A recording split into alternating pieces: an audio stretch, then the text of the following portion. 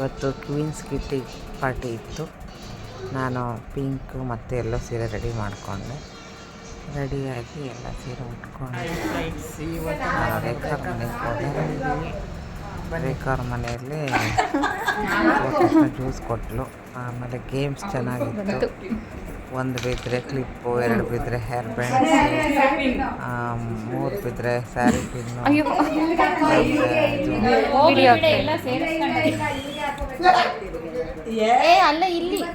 ಹಾಕೊಳ್ಳೋದು.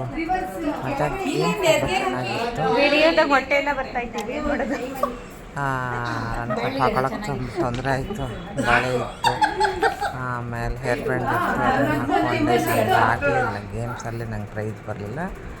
3 ಬಿದ್ದರೆ ನತ್ತು ಹಾಕ್ಕೋಬೇಕು. ಹಾಗೆಲ್ಲ ಚೆನ್ನಾಗಿತ್ತು ಗೇಮ್ಸು. ನನಗೆ ಅದರಲ್ಲಿ ಪ್ರೈಸ್ ಬರಲಿಲ್ಲ. ತುಂಬ ಎಂಜಾಯ್ ಮಾಡ್ತಾ ಇದ್ವಿ ಎಲ್ಲರೂ. ಒಂದು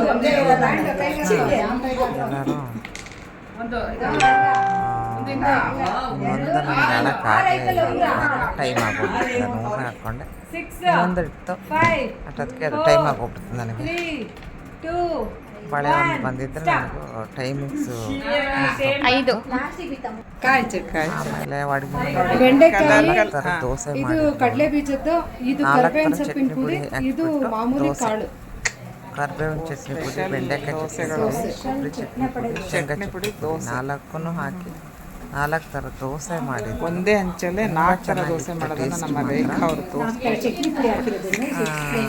ಆ ದೋಸೆಗೆ ಚಟ್ನಿ ಮಾಡಿದ್ರು. ಆಮೇಲೆ ಚಟ್ನಿ, ಆಮೇಲೆ ಚಕ್ಲಿ, ರವೆ ಉಂಡೆ, ಕೊಬ್ಬರಿ ಅನ್ನ, ಚಟ್ನಿ,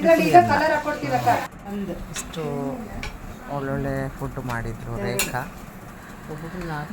ಎಲ್ಲ ಹಾಕ್ಕೊಟ್ಲು. ಎಲ್ಲರೂ ತಿಂತಾರೆ. ದೋಸೆ ಮಶಪ್ ತಕ್ಕೋಬೇಕಾರೆ ಅದು ಹೆಂಗಿರುತ್ತೆ. ನೀನೇನು ಊಟನ ಮಾಡಿಸ್ಬಿಟ್ಟೆ ಹೆಂಗೆ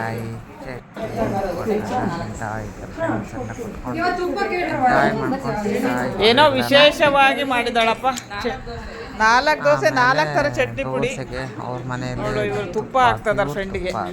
ಅದನ್ನು ಹಾಕ್ಕೊಂಡು ಫ್ರೆಂಡ್ಸ್ ಎಲ್ಲ ಒಟ್ಟ ಹೊಡೆದ್ರು ನೋಡಿ. 4 ಥರ ತುಂಬ ಟೇಸ್ಟ್ ಆಗಿತ್ತು. ಚಟ್ನಿ ಪುಡಿಗೆ ತುಪ್ಪ ಹಾಕ್ಕೊಂಡು